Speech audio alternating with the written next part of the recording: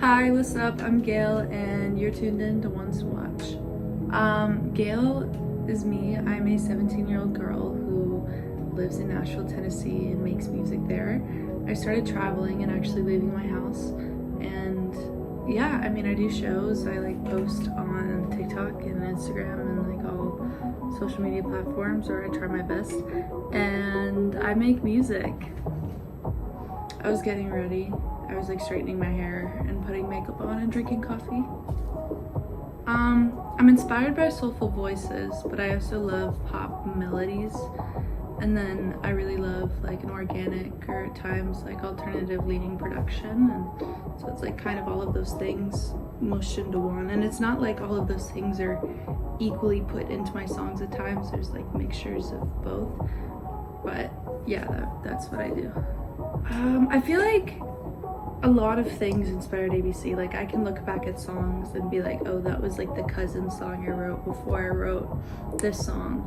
But I would just say my life experiences led up to me having the ability to be angry enough to write ABC, and all of my experience building up as a writer. I've been writing since I was 10, so over 7 years, just writing songs and then just getting the life experience. I feel those two things combined were able to set me up to be able to write ABC.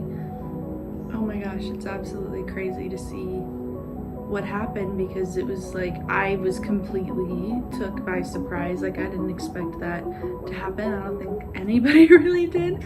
But I mean, I'm so grateful that people don't hate me sometimes. It's fun. I was in Nashville, and this makes sense. I get it. They have this thing in the station I was listening to that's new music at 2:22, which means it's playing at 2:22, but I was dumb and thought it was playing at 2 o'clock, because I was kind of told a rough time, hey, this might happen. I'm oh my god. And you never know for sure, and so I was there at 2 o'clock, and for 22 minutes, I made a video, and I literally have 22 minutes of footage of just straight up commercials, just straight up commercials. And I was waiting for every song, being what if it's this? And it just wasn't. And that's why even when I'm in the video, I'm super dead face serious, because I didn't know if it was actually gonna play or not. And then also if it didn't play at 2:22, I didn't know what I was gonna do. I literally made my next door neighbor walk to my house and sit in my car, and I made my brother, who was in the middle of playing video games, sit in my car. My mom was in the car. Actually, it was her car. But it was an absolutely crazy, mind-blowing, full circle experience. That is something I've wanted ever since I was a little kid. So the fact that it actually happened blows my mind. He does smell nice. Honestly, I wasn't really able to smell him because I was wearing a mask the whole time. And if I wasn't wearing a mask, I was wearing a face shield. I would hold it up. So we couldn't stand too close to each other. But from what I could smell, it was very nice. I mean, honestly, it was the same thing with hearing my song on the radio. It's something that I've wanted for so long. It's so surreal when it's actually happening. It's so full circle. I pretended to be on a talk show, and specifically his talk show, for years, years, for as long as I can remember that show existing. I wanted to be on it.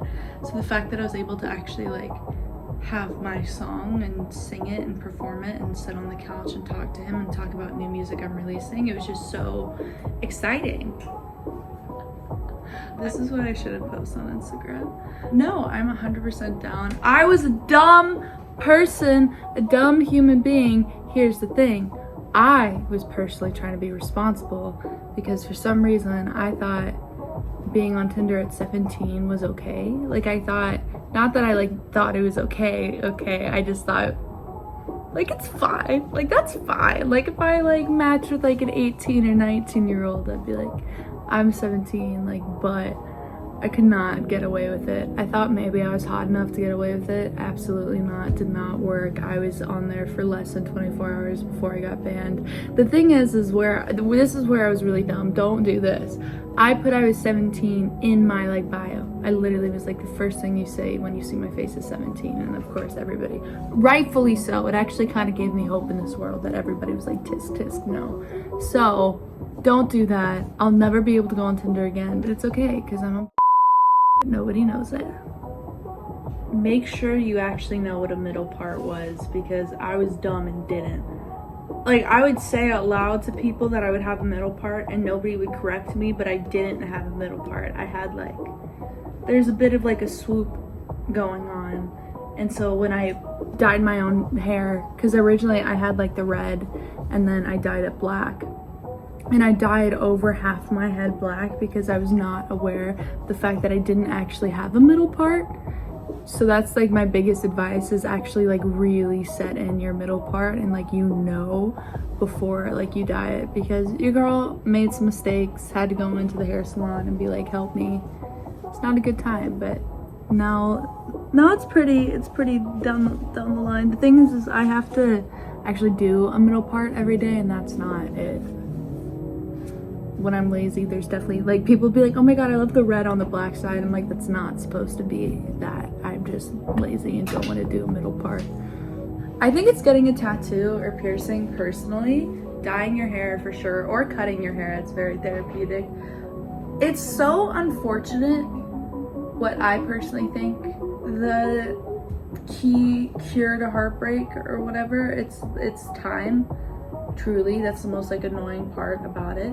Like, I didn't know, and maybe I'm crazy, but like when I experience heartbreak, and I feel like this is true for a lot of people, but is that like my heart like physically hurts, and it physically hurts like all the time, 24/7. I cannot even be thinking about them and my heart is just like hurting. Like, it just feels like a weight in my chest. And it's also like super subtle things that hurt me, especially when I'm like at the end of a relationship. Like, not being somebody's like texting priority breaks my heart. Or even stupid things like if I talk to somebody a lot over Snapchat and we break our streak, or when we're like best friends on Snapchat and then it goes to the timer, it hurts. Like, that hurts. And I could say that it's like dyeing your hair, getting a tattoo, piercing, all this could like help it, which it does actually. Like gaining independence and doing things outside of that person helps, but it's really just like time to hurt less, get more distance from the relationship, and just allowing yourself to feel your feelings and not run away from them, because they catch up to you. Because I have been with people, not experienced the heartbreak, and then I'm in the same room with them again, and I'm like it literally like slaps me in the face, all of my feelings, and I didn't even know that I was like feeling those things. So it's a long-winded answer, but yeah. Potatoes for sure, because you can make them french fries, you can make them house potatoes, you can make them hash browns, you can make them curly fries, you can do baked potato, you can do potato skins, you can do mashed potatoes, potato casserole, even though that probably requires more than just potatoes. Besides my point, you can do a lot of potatoes, and if I could really eat that, that's what I would eat.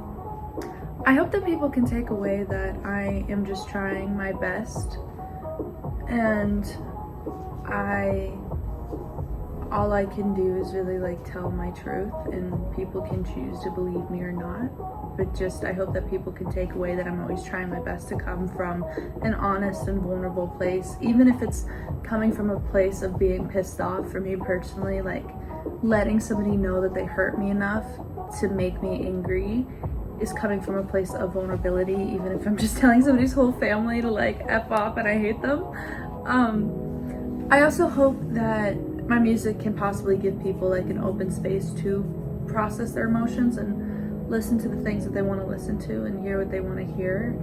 And even if people listen to like ABC and they know they're not angry after listening to it, I'm glad that I can maybe help them realize that thing about themselves. And yeah, I mean, that's all I hope that my music can do, is like make more people comfortable inside their emotions possibly, or I really hope that people can attach their own experiences to like the words I'm saying, because it's coming from my own. And then if you attach your own to the songs, I think it's this like beautiful thing. Like, I think that is really awesome that you can connect with somebody like that without even knowing their name or their face or who they are. That's already like such a soul connection with somebody, and I think that is really interesting and cool to be able to do through music.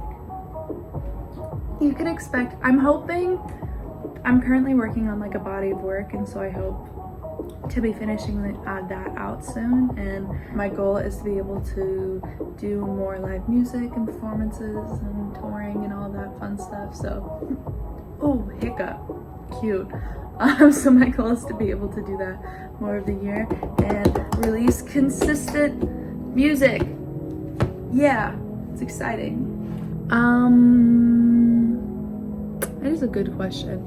Probably drinking water, which I never do, but I have a water bottle in front of me and I should probably finish it. I'm gonna finish my cup of coffee, and oh, I'm going to a radio station today and I'm gonna be talking about, shocker, ABC.